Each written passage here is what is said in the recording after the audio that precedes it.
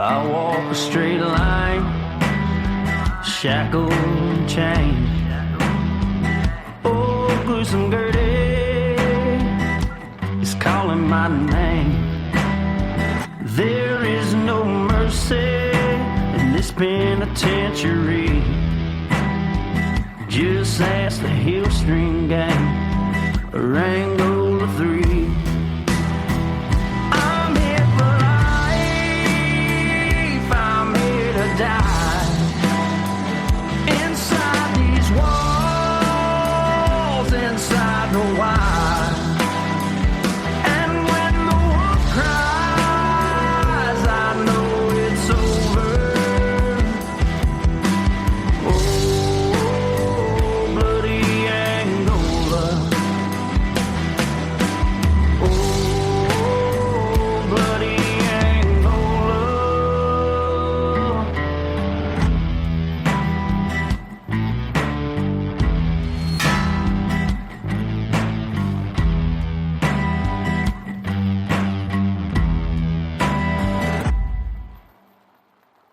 Hey everyone, and welcome back to Bloody Angola, a podcast 142 years in the making, the complete story of America's bloodiest prison, Jim Chapman. And if you listen to Real Life, Real Crime Daily this week, I'm recording this on a Monday, and Woody Everton, unfortunately, could not be with us today.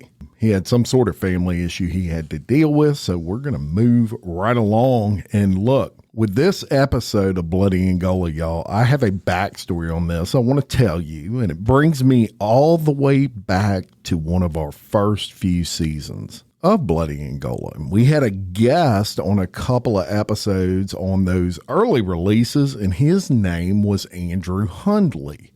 And he was actually the first juvenile lifer released when Louisiana changed the law regarding inmates who were sentenced as juveniles to life in prison. And it offered them the opportunity to at least have a shot at parole. You weren't guaranteed to get your life sentence, commuted, but you had a shot at it. Before that, you had no parole opportunity even as a juvenile. So he came on the show, and as he was leaving, we were discussing just ideas for future episodes. Obviously, with him being in Louisiana State Penitentiary, he had a lot of contacts and people that we may or may not want to talk to. And we were just discussing those ideas. And he mentioned we ought to do one on the 10-6 lifers. And I looked at him with a really confused look, and I said, I've never heard of them. And y'all, I am a research freak. Y'all know that. It's what I love to do. And I thought I knew everything there was to know about Louisiana State Penitentiary in Angola. But I didn't know this story. I didn't know anything about the 10-6 lifers. So what did I do? Well, I start digging, of course, and to my surprise, there was not much online regarding the 10-6 lifers. And it kind of went in my back pocket, and as I was researching another episode, I came across what I think is probably one of the best articles I've ever come across on any subject as it relates to prison. And surprisingly enough, it is on the 10-6 lifers. So I'm going to tell you all about them today. And what I'm going to do is I'm going to reference that article, and it was put out by Jessica Schulberg of the Huffington Post on December 30th of 2021. And I promise you, when I'm done with this story, it is going to blow your mind. So here's how it reads. Leroy Grippin thought he was going to prison for 10 years and 6 months. That's what his lawyer told him, and that's how it went. When you were sentenced to life in Louisiana, it didn't really mean life in prison. With good behavior, life sentences were almost always commuted after 10 years and 6 months. Besides, it's not as if Griffin had much of a choice. It was 1970. And as a young man facing charges of armed robbery and aggravated rape in the South, he would almost certainly deal with a jury that could convict him and sentence him to death by electrocution. So Griffin who had just turned 23, did what his lawyer told him to do. He took a plea deal, and he went to Louisiana State Penitentiary, better known as Angola. There, he started counting down the days until he expected to walk free, sometime in the summer of 1981. That day didn't come until October 5th of 2021. By then, he was 73 and spent nearly 70% of his life in prison. By the time the summer of 1981 rolled around, Louisiana had changed the rules. The understanding that people wouldn't really spend their life in prison, which was common in many states at that time, had been supplanted by new tough-on-crime laws. Gripping was abandoned in prison, forgotten along with the rest of the so-called 10-6 lifers. There's no record of how many 10-6 lifers died in prison. Now, after spending decades longer in prison than they were told to do, some of them are finally getting out. Coming home from prison is supposed to be a joyous celebration. What's your first meal going to be like, people ask. What are you most excited for? Wasn't it nice to sleep in a bed in your own room? Grippin was happy to be out of prison, and he was grateful to the people that made it happen. He had started to give up hope of ever leaving Angola and even contemplated suicide. But he didn't exactly feel free either. The family members he was close to before he got locked up are now dead. He has no friends except for those he made in prison. And after getting out, Grippin was surprised to learn that he was required to register as a sex offender. Louisiana's sex offender registry didn't exist when he was arrested.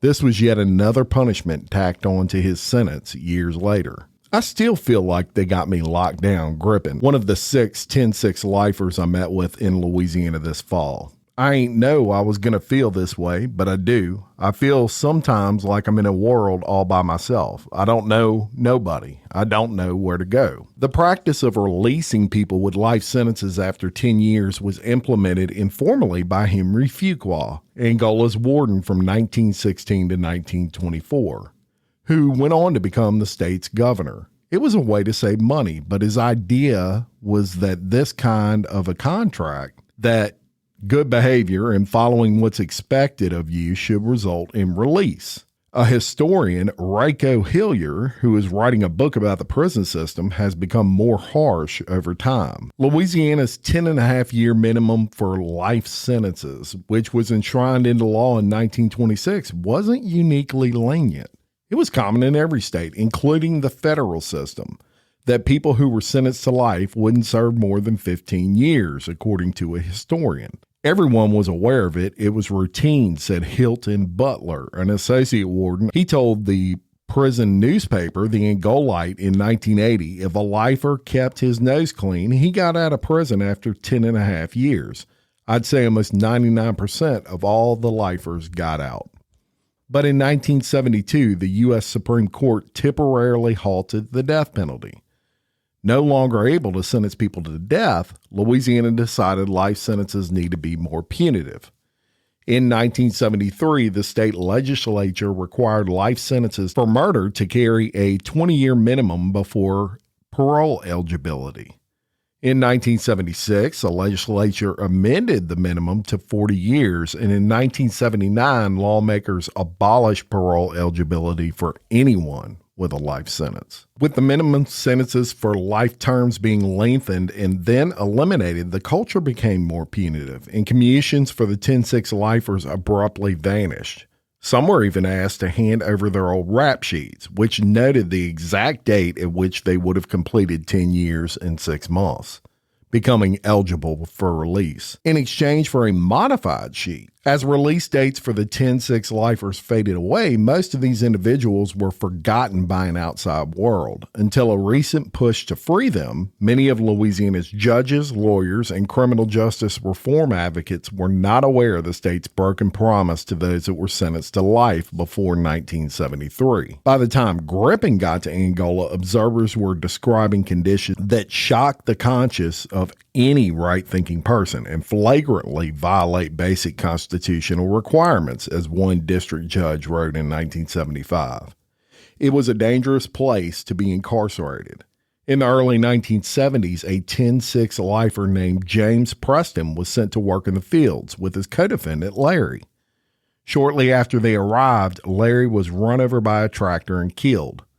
Preston told his lawyer years later, because so many courts were destroyed during Hurricane Katrina, Preston told his lawyer this years later. And y'all, they don't have Larry's last name because court records were destroyed during Hurricane Katrina and Preston's lawyers were unable to confirm Larry's last name. One of the many men imprisoned in Angola during this time was Louis Mitchell. In the summer of 1966, police stopped the 19-year-old black man on his way home in New Orleans. They claimed there had been a burglary nearby and that he looked familiar. They took him to the 5th Precinct and asked if he knew a woman named Cynthia. "Yeah, that's the girl I go with," he said. "We don't allow," and they used the N-word, "to go to no white girl in Louisiana," Mitchell recalls them telling him. Mitchell was beaten, arrested, and accused of raping Cynthia. He was also charged with raping Linda, a 66-year-old white female Mitchell said he didn't know from Adam and Eve. The evidence against Mitchell was weak. A medical examination of Cynthia on the day the police said she was raped did not reveal any evidence of recent trauma. The second woman did not identify Mitchell as her assailant in a lineup, even when the police specifically asked her if he was the perpetrator. Mitchell didn't know any of that at the time. What he eventually learned, he said, was that Cynthia's mother disapproved of her daughter dating a black man and that she had connections in the police department. Mitchell wanted to fight the charges, but quickly realized doing so could cost him his life. Prosecutors told his lawyers that the best option your client has is to enter a guilty plea, because if he fights, he's going to get the death penalty. Mitchell's 10-6 release date was August 17th of 1977, and he still has a copy of his rap sheet to prove it. As the prospect of life outside Angola faded, Mitchell channeled his frustration into physical activity. He boxed some of the best fighters in the prison. He lifted weights, and he was crowned Mr. Angola. He won $50 competing in the Angola rodeo, an activity that cost him one of his teeth. It didn't bother him. He said he was numb to pain. Grippin got to Angola shortly after Mitchell, but he mostly kept to himself. Tall and gaunt, Grippin spoke in a soft, deep voice. He described even his most horrific experiences in an even, steady tone. "I was scared when I first got there," Grippin said. "I seen a lot of people get killed." One time, Grippin said he had to jump in the toilet to avoid being burned when someone started a fire in his cell. When Grippin was a kid, the woman who raised him sat down and told him she wasn't his biological mother. She took him in, she said, because his biological mother didn't want him. They were real poor.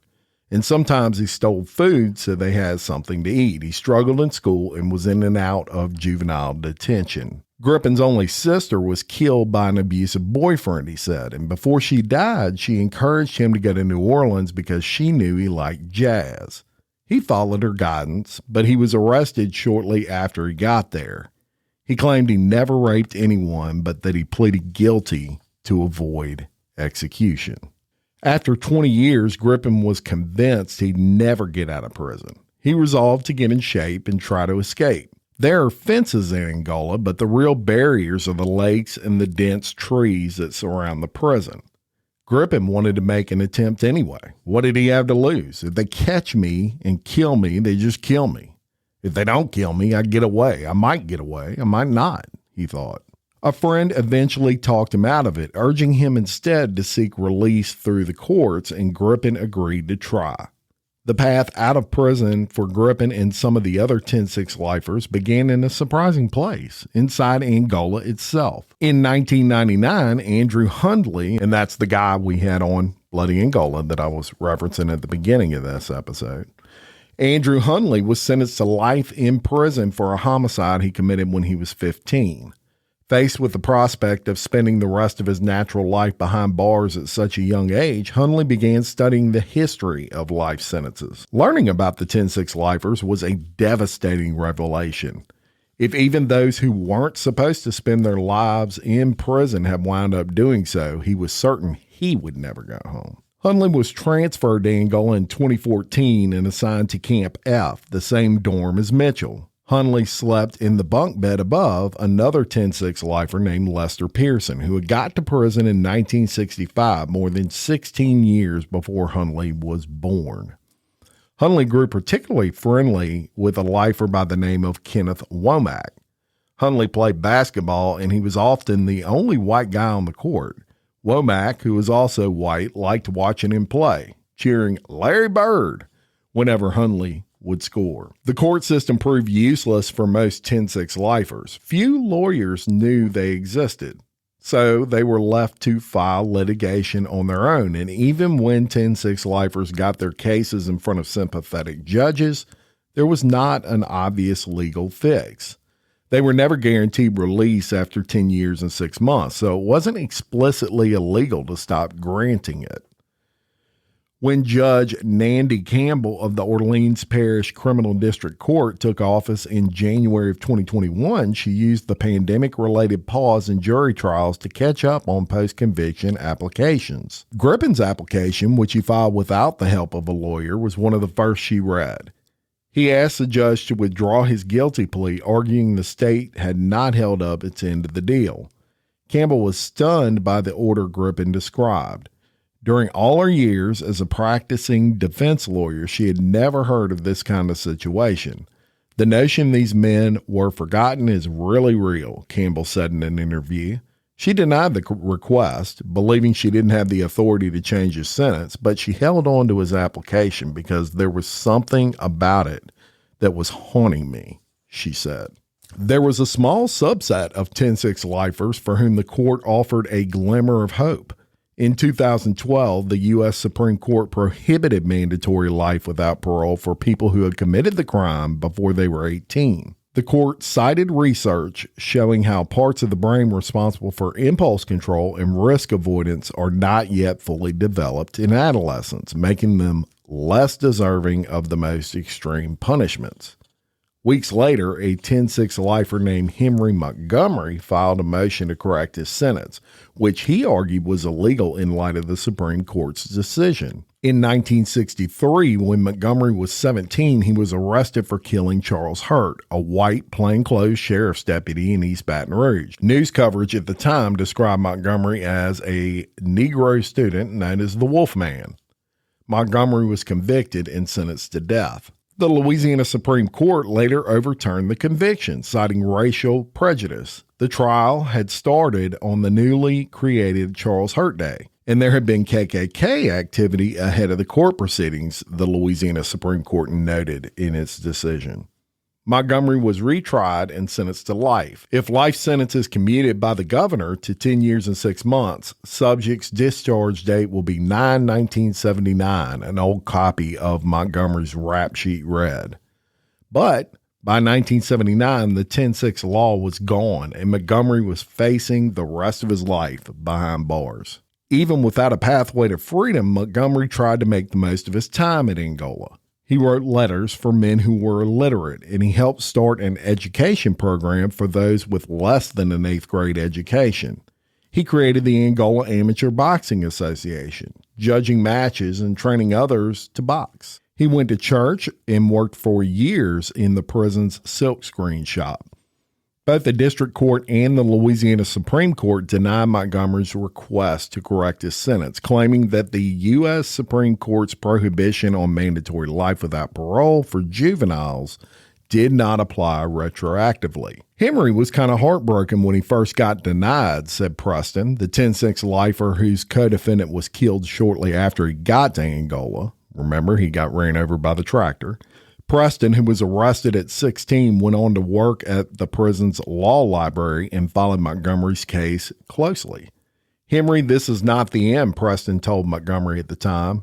You got a chance. All you got to do is just hang in there. Montgomery challenged his sentence all the way up to the U.S. Supreme Court, and in 2016, he won. The court ruled that its prior ban on mandatory life without parole for juveniles applied retroactively. I can't even explain to you how happy a lot of cats was when they found out this case was retroactive, said Preston. I almost jumped through the ceiling. Montgomery's Supreme Court victory didn't guarantee his release, but it did mean that he and thousands of others who had expected to die in prison would get the chance to go before the parole board. In June of 2016, Hunley became the first juvenile lifer in Louisiana to be released as a result of the Montgomery decision. I got a break for a lack of a better term, he said. He applied for parole with the help of a skilled parole lawyer almost immediately after the Supreme Court news. The parole board unanimously voted to release him, and he walked out of Angola after 19 years in prison. The following year, the state passed a law creating a 25-year minimum before any juvenile lifer could go before the parole board. Once released, Hunley was free to leave Angola behind and never return. But he thought of Pearson, his former bunkmate. Certainly he watched me go home and had to wonder to himself, how is this guy going home and I'm still here? So he made it his job to go back for those he left behind. Hunley is the first to point out the unfairness of him getting out before others who have been locked up for much longer, and I concur with that. He said that on our show. He has a very guilty conscience about he just can't make sense of the fact that he was the first one to get out of there. Months after his release, he helped start the Louisiana Parole Project, a nonprofit that works to free people who have been incarcerated for 20 plus years and have demonstrated their rehabilitation. In the past 5 years, the nonprofit has helped get more than 230 people out of prison. In parole hearings, Hunley commits to providing long-term support to anyone granted release by the parole board. Hunley's post-prison life makes this case for second chances. Since his release, he earned his bachelor's degree and master's degree, helped start a nonprofit, got married, and bought a house. He and his wife have 2 pugs and are expecting their first child. He speaks fast and works long hours as if making up for lost time. And y'all, that's a total fact. That guy has sat across from me where I'm recording right now, and I will tell you, you would never know that guy spent 20 years in prison. One of the sharpest individuals I've probably ever met, and looks like a bank executive. You would never know. The parole board is mostly staffed by people who have been incarcerated. Several of them are the group's former clients. They know firsthand the unexpected challenges of reentering society after a long stint in prison, and they apply those lessons to their work. One of the first things the parole project staffers do after picking someone up from Angola is take them shopping for clothes and groceries. The idea is to make sure they have the basic necessities, but also to help them get comfortable with being around others, choosing between infinite brands of toothpaste and navigating the checkout process. The Parole Project owns 8 properties that can provide free transitional housing to 27 people. It also has 9 one-bedroom condos that it rents to people who can afford housing but struggle to find a landlord who will rent to someone with felony convictions. The group offers classes on life skills their clients may have missed by spending so long in prison: financial literacy, social norms, how to get a job, how to use a cell phone, and how to avoid online scams.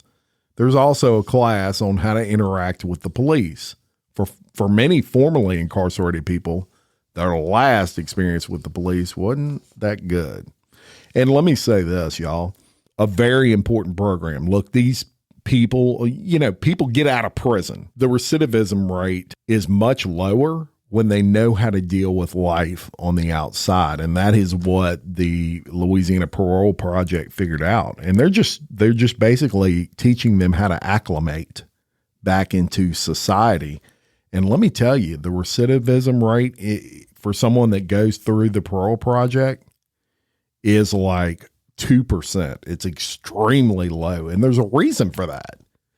It's because these people help them assimilate back into society. But even as the Parole Project has helped hundreds of people get out of prison, most of the 10-6 lifers remain out of reach. The only ones eligible for parole were a handful who were younger than 18 at the time of the offense. Even Montgomery, whose landmark Supreme Court case provided second chances to so many others, was repeatedly denied parole. But in December of 2020, Jason Williams won the Orleans Parish District Attorney race with a decisive 15 percentage point lead. Williams, a former criminal defense lawyer and city councilman, ran as a progressive prosecutor and promised to create civil rights divisions to review old cases involving misconduct over harsh sentences. He recruited his longtime friend Emily Mall from the Innocence Project in New Orleans to head that division. Mall agreed to it on the condition that she would have the resources and encouragement to look in every vestige of the atrocities and harms that were caused by the DA's office to the people of the city. Williams said in an interview it wouldn't be enough to promise to do better going forward. They needed to be thorough, reckoning with the sins of the past. Williams wasn't familiar with the 10-6 lifers when he was first elected, but Mall was. Back in 2006, Innocence Project New Orleans helped exonerate a black 10-6 lifer who was wrongfully convicted of raping a white teenager when he was also a teen. It's the kind of thing that when you learn about it in the context of somebody telling you, I was promised this thing and then they changed it. It forever affected me, Mall said in an interview. Hunley was selected to be part of a transition team working group for the incoming DA. We can't have a conversation in Louisiana about mass incarceration without talking about the 10-6 lifers, he said during the first meeting. Everyone said, "What's a 10-6 lifer?" Hunley later recalled. And y'all, I was one of those people, right? Hunley explained the history and talked about the 10-6 lifers and knew Williams had jurisdiction over only about 18 of those who had been sentenced in that system in New Orleans. But by early 2021, his office has committed to taking a look at each of those cases. Grippen didn't know about the new DA's plans, and he was losing hope. He prayed every night and sometimes during the day, too, for a way out of Angola. The things I've seen over the years, it spooked me, he said. I had nightmares about it, hollering in my sleep, waking people up in the dorms. But they understood why.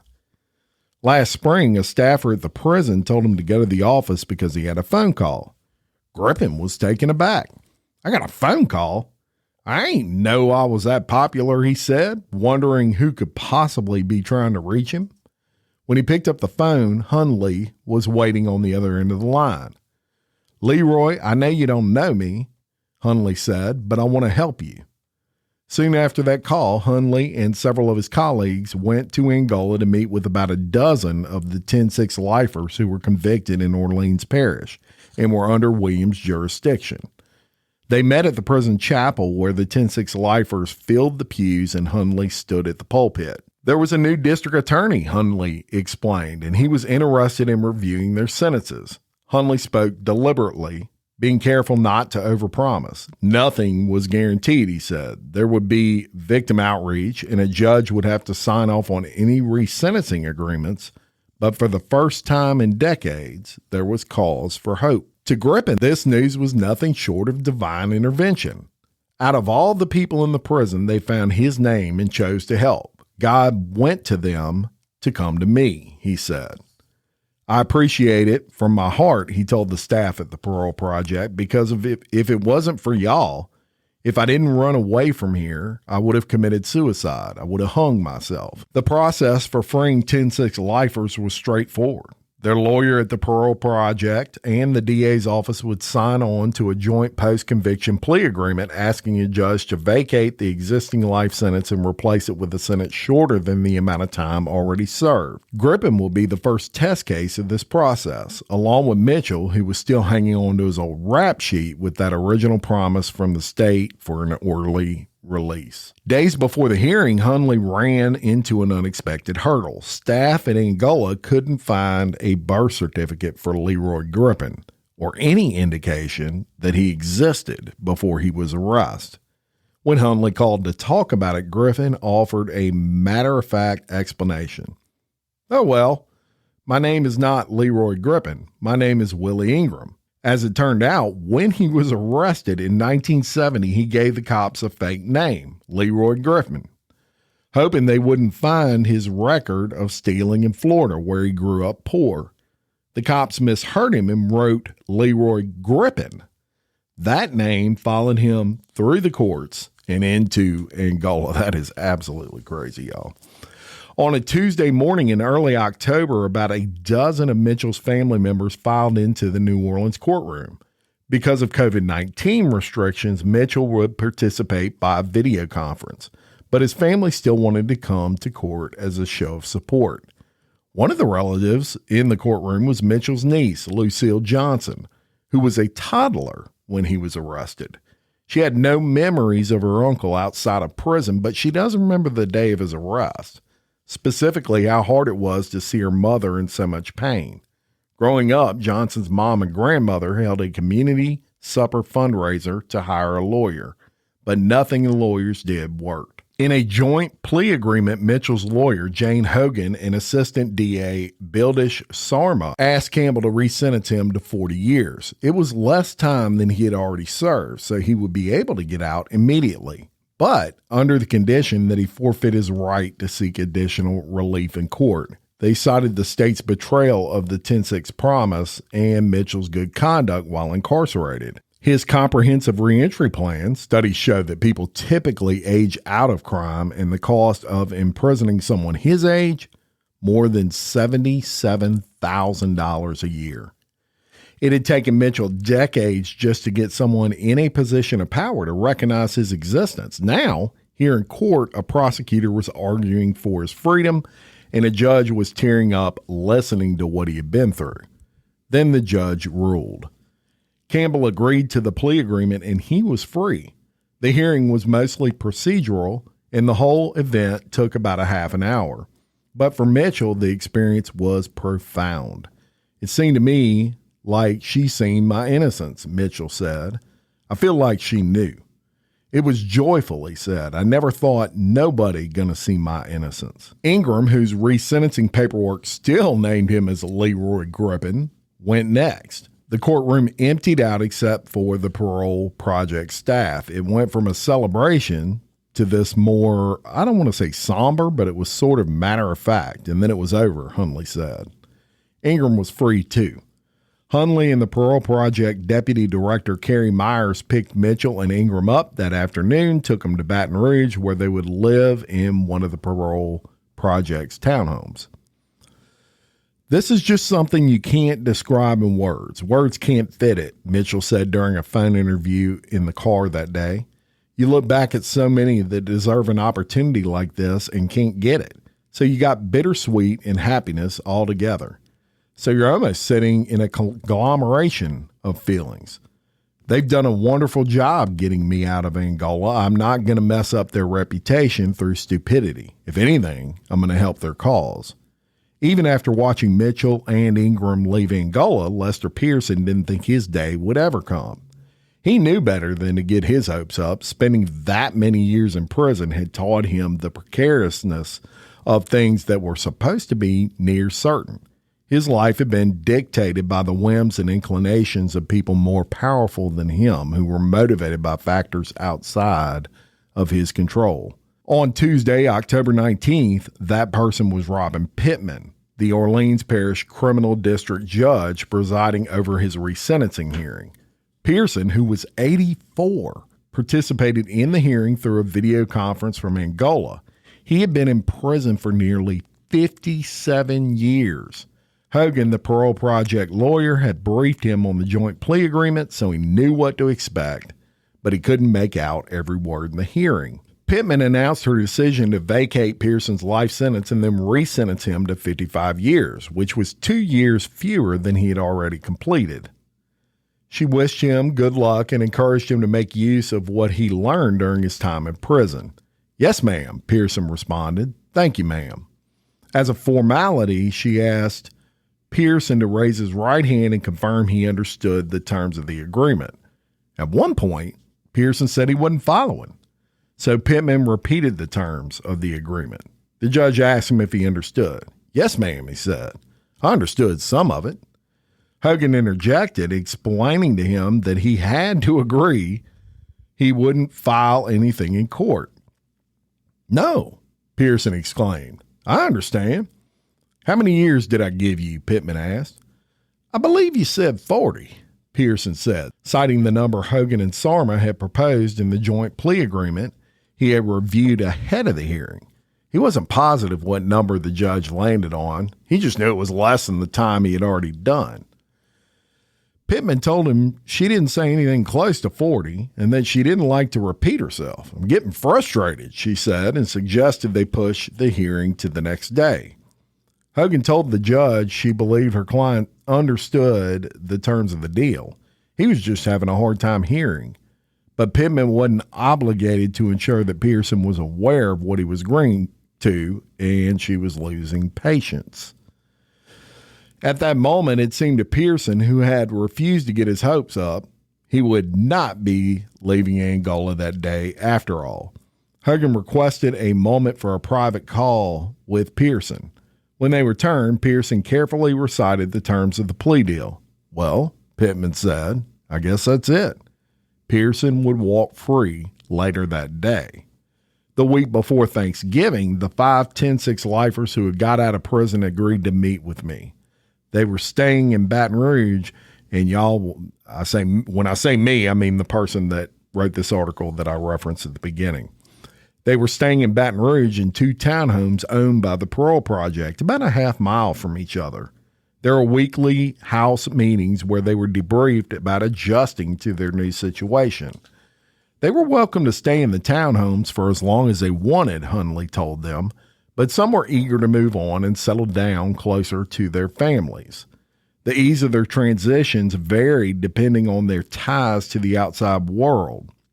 Womack was already part of a tight-knit church community, and during his first several weeks in freedom, members of the church took him fishing and to shop for a suit and dress clothes. They offered to host him for Thanksgiving dinner. He was looking forward to moving into the spare room in his brother's house in Tennessee.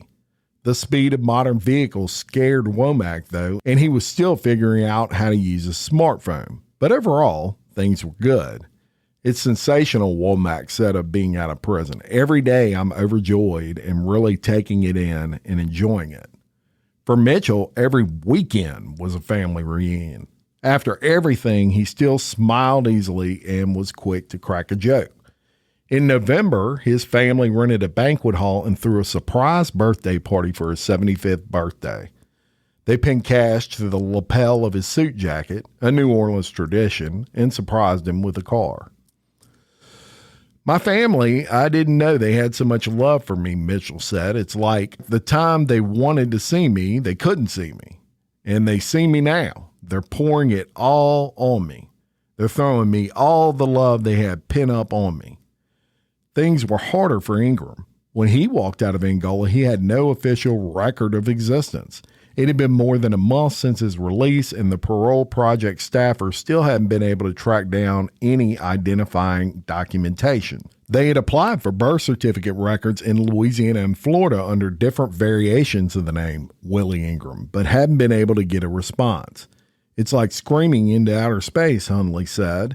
It seemed possible that after experiencing so much trauma and living under a false name for so long in his life, Ingram might not actually know his birth name. Without a birth certificate, Ingram couldn't get an ID card, a social security number, which meant he couldn't apply for food stamps or housing assistance. He even risked being turned away at a pharmacy if he went to pick up medication. He tried to stay busy to keep his mind from wandering, but he felt limited in what he could do. He wanted to go see a movie. He wanted to go to a restaurant, but he didn't have any money. He got lost trying to go for a run, and he didn't know how to use his navigation app on his phone. He ended up walking into a restaurant explaining that he just got out of prison and needed to find his way home. Oh my gosh. He wanted a friend, someone he didn't know from prison, but he doesn't know how to meet one. He wants to get his high school diploma and maybe even go to college, but he doesn't know where to start. As a registered sex offender, he's worried he might get in trouble if he goes to the library. What can I do? What do they want from me? Mitchell also had to register as a sex offender, a painful reminder that although he was no longer in prison, he was not officially vindicated. The only way for him to attain formal recognition of his innocence would be through an executive pardon. "It's like kidnapping me," Mitchell said of the registry. "I'm free one way, but I'm not really free." Hunley usually commutes between the Parole Project office in Baton Rouge and his home in New Orleans. But on November 16th, he spent the night in a vacant room in one of the Parole Project's transitional houses in Baton Rouge. The next day was an important one, and he couldn't risk a traffic jam making him late. By then, he had helped get 5 10-6 lifers out of prison and had assurances that more were on the way home. But Montgomery, the man who made Hunley's freedom possible, was still at Angola. Because he was convicted in East Baton Rouge Parish, Williams couldn't touch his case. Since his Supreme Court victory, Montgomery had gone before the 3-member parole board twice to request a second chance, but failed to get the required unanimous vote both times. The first time, in 2018, one board member voted in his favor, but 2 others claimed he hadn't taken enough classes to deserve release. This was a nonsensical rationale. Montgomery had completed the requisite 100 hours of programming, even though Angola didn't offer classes for the first 30 years of imprisonment. Still, Montgomery looked for more classes to take and stay out of trouble, but in 2019, the parole board denied him a second time, this time with only 1 dissenting vote. He still hadn't taken enough classes, claimed Brennan Kelsey, the lone no vote. I think that's a lack of maturity. Kelsey told Montgomery, who was then 72. Montgomery's third parole board hearing was on November 17th, and this time Hunley had a good feeling about it. Montgomery had completed more classes, and the optics of continuing to imprison this aging man were becoming increasingly untenable. By then, roughly 800 juvenile lifers had been released from prison as the result of the Montgomery decision. Hunley had spoken at hundreds of parole hearings, but still he stayed up until 2 a.m. preparing for Montgomery's. Just before 9 a.m., Hunley sat down in front of his laptop at a granite table in the Parole Project conference room. Wearing a gray suit and a purple tie, the walls are decorated with portraits of formerly incarcerated Parole Project clients and a hand-painted sign by the New Orleans artist that said, "Believe in second chances." Behind Hunley sat several former juvenile lifers who were also freed by Montgomery's case. This was so deeply personal for all of them. Hunley joined the video call for the hearing, and the room fell silent, with all eyes locked on a laptop screen. Montgomery, who participated from Angola, is hard of hearing, and at times he appeared to struggle to follow the discussion that would determine his freedom. Asked if he had changed in the years since his crime, Montgomery said he had learned about helping others and the importance of thinking ahead. He apologized to the Hurts. He had destroyed their family, he said, something he would carry with him for the rest of his life. When it was Hunley's turn to speak, he began by acknowledging the depth of the loss experienced by the Hurt family. We are not here to defend Henry's actions from 57 years ago. Rather, we're here to speak about who Henry is today. Hunley started, "The day I was born, Henry had already been in prison 18 years. I came home from Angola 5.5 years ago, and Henry is still there," Hunley said. "Today, there are about 12 of us in this very room who benefited from a court ruling that bears Henry's name, and we submit to you that Henry is no less worthy of this opportunity than any of us who came home before him." The family of Charles Hurt appeared at each of Montgomery's parole hearings to oppose his release. At this third meeting, Linda Hurt Wood, the daughter of Charles Hurt, suggested that Montgomery was feigning his health problems. Releasing him would show great disrespect to law enforcement, she said. One by one, each of the 3 parole board panel members voted to grant Montgomery's release. The crowd in the Parole Project office burst into applause, jumping out of their seats for a group embrace. They continued celebrating in another room, but Hunley stayed behind. He still had 2 more juvenile lifer parole hearings to speak at. One was granted, the other denied. Around 11 a.m., Hunley got a call from Angola. Montgomery was ready to be picked up. As he made the familiar drive to prison, he fielded the near constant calls and texts from other clients. If juggling the bureaucratic and logistical challenge of multiple cases at once frazzled him, it didn't show. Everyone has their talents, and Hunley, he told me, is that he knows how to get things done. Louisiana's Highway 66, the road that takes you the last 20 miles to Angola, is scenic, lined with lush green trees. But to anyone who's spent time in Angola, the trees are part of the prison, a key part of the barrier that separates the incarcerated from the rest of society. Just before 12:30 p.m., Montgomery walks through the gates in Angola carrying a small sack with a few belongings. He and Hundley hugged off to the side before facing the reporters and camera crews that had come to document the high-profile release.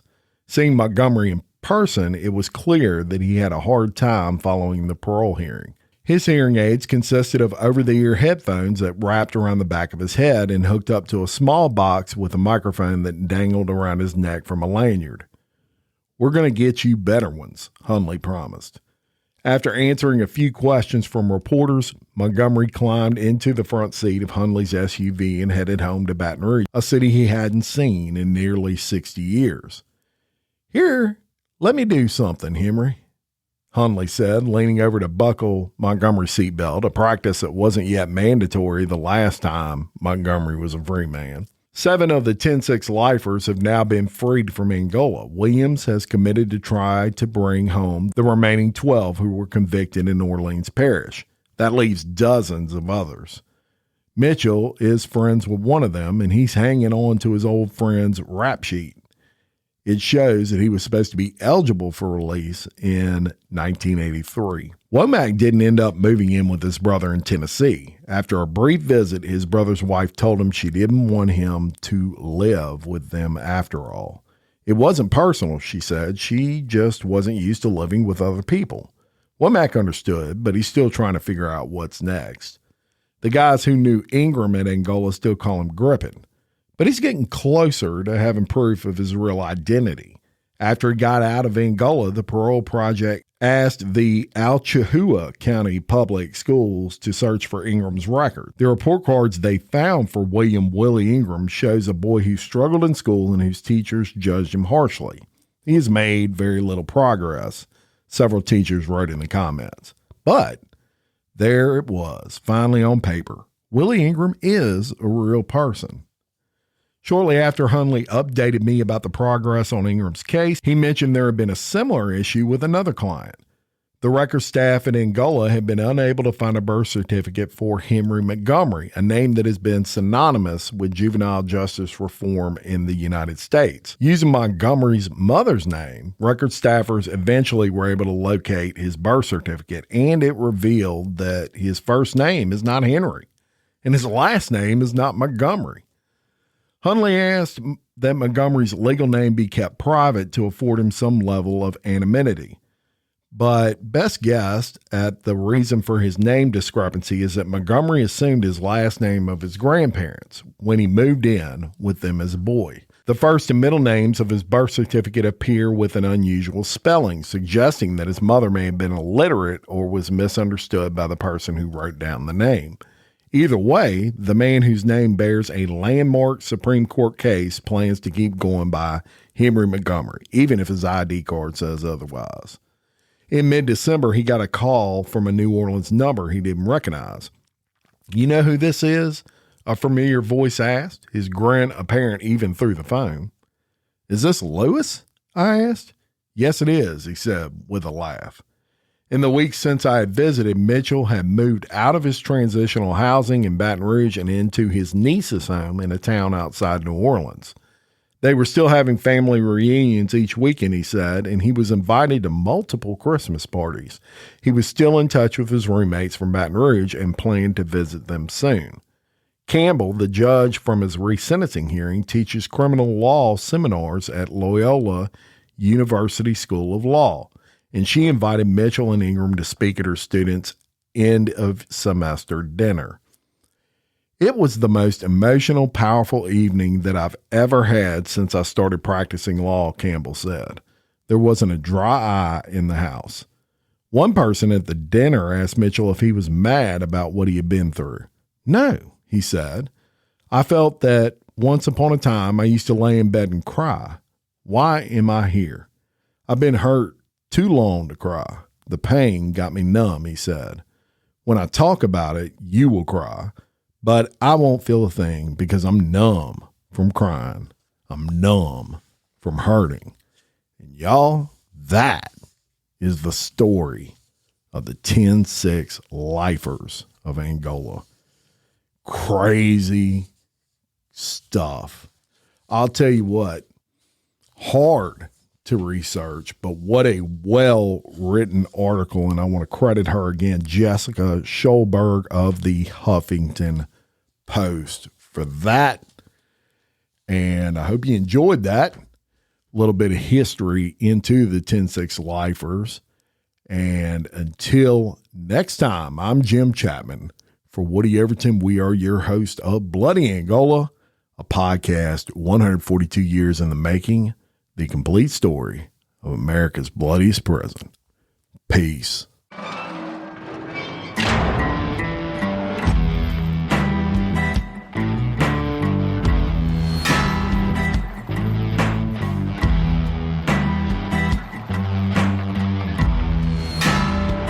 I walk a straight line, shackled and chained.